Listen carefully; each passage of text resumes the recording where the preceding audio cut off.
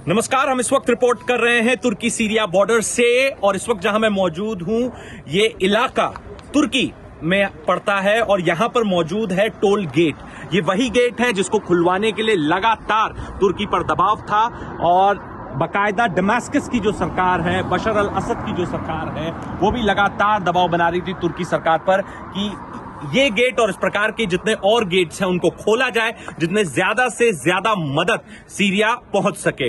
अब आप देख सकते हैं मेरे राइट में 3 ट्रक्स खड़े हैं। इन ट्रक्स के अंदर जो एनजीओ, जो फाउंडेशन ह्यूमैनिटेरियन एड भेज रहे हैं, जो मदद भेज रहे हैं, वो सामग्री है। इनके अंदर बाकायदा कफन के कपड़े तक हैं, दवाइयां हैं और जो जरूरत के सामान है, खाने पीने की सामग्रियां हैं, पानी की बोतलें हैं। इस तरह के तमाम ट्रक्स जो हैं, ये तस्वीर जो टोल गेट की इस वक्त है वो ये है कि इस तरह के तमाम ट्रक्स हैं वो तुर्की के सीमा की तरफ खड़े रहते हैं और जैसे ही फॉर्मेलिटीज पूरी होती हैं इन ट्रक्स को यहां से छोड़ा जाता है। काफी दबाव था सरकार पर, खासतौर पर तुर्की की सरकार पे कि गेट्स खोलें क्योंकि मदद पहुंच सके सीरिया में। दर्शकों की जानकारी के लिए बता दें कि इस वक्त सीरिया जो है वो 3 ताकतों द्वारा संचालित है। कुछ इलाका कर्ड्स के पास है, कुछ इलाका रेबल फोर्सेस के पास है जो कि तुर्की सरकार की मदद से वहां पे काम करते हैं, और एक बड़ा इलाका है वो सीरियन सरकार के पास है जो कि दमास्कस से ऑपरेट करते हैं। तो सबसे बड़ा जो सबसे बड़ी दिक्कत आ रही है वो यही आ रही है कि आधी जो सप्लाईज है वो दमास्कस पहुंचती हैं, तो क्या वहां की जो सरकार है वो और इलाकों में बांटेगी सप्लाईज को? फिर उसके बाद जो सप्लाईज तुर्की भेजते हैं वो तुर्की के द्वारा संचालित कंट्रोल जो इलाके हैं उनके रेबल फोर्सेस द्वारा वहां पहुंचते हैं, तो क्या वहां की सप्लाई दमास्कस पहुंचेंगी? इसमें काफी दिक्कतें आ रही हैं। हालांकि दमास्कस की सरकार ने इस बात का आश्वासन दिया है कि और इलाकों में भी वो ह्यूमैनिटेरियन एड भेजेंगे। यहीं आपको बता दें कि भारत ने भी 2 इंडियन एयरफोर्स के जहाज भेजे हैं, C-130 एयरक्राफ्ट भेजे हैं सीरिया मेडिकल सप्लाईज के साथ, जरूरत की चीजों के साथ, कपड़ों के साथ, कि लोगों की मदद की जा सके। और एक जो सबसे बड़ी चुनौती इस वक्त सीरिया के सामने है वो ये है कि यूनाइटेड स्टेट्स ने सैंक्शन लगा रखा है सीरिया में।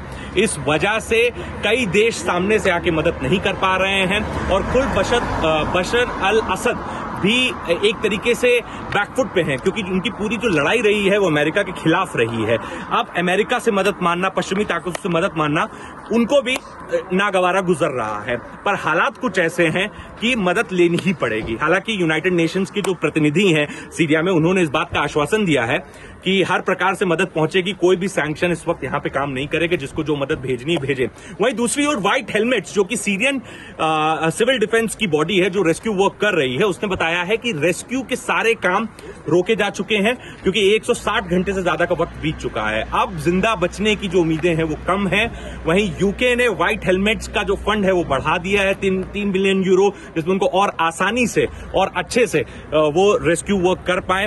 एक यूनाइटेड नेशंस की रिपोर्ट है जिसमें बताया जा रहा है कि सीरिया में इतनी तबाही हुई है कि 1 दशक से ज्यादा का वक्त बीत जाएगा पूरे देश को फिर से बनाने में, क्योंकि ऑलरेडी सीरिया में 4 मिलियन से ऊपर लोग ह्यूमैनिटेरियन एड पे रिलाय कर रहे थे। अब 5 मिलियन लोग उस सूची में और ऐड हो गए।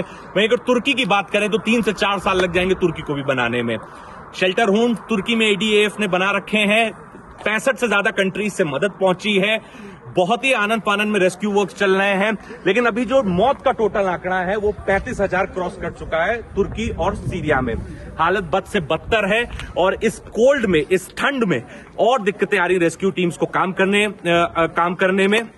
यही वजह है कि रेस्क्यू ऑपरेशन बहुत डिले भी हुए, बहुत सारी रेस्क्यू टीम्स लगी हुई हैं, लोगों को बचाने की कोशिशें की जा रही है। इनफैक्ट बहुत सारे लोगों को बचाया भी जा चुका है 160-165 घंटों के बाद भी। अगर आपको हमारी ये ब्रॉडकास्ट अच्छी लगी तो आगे भी हमारे साथ जुड़े रहिए। थैंक यू सो मच, धन्यवाद।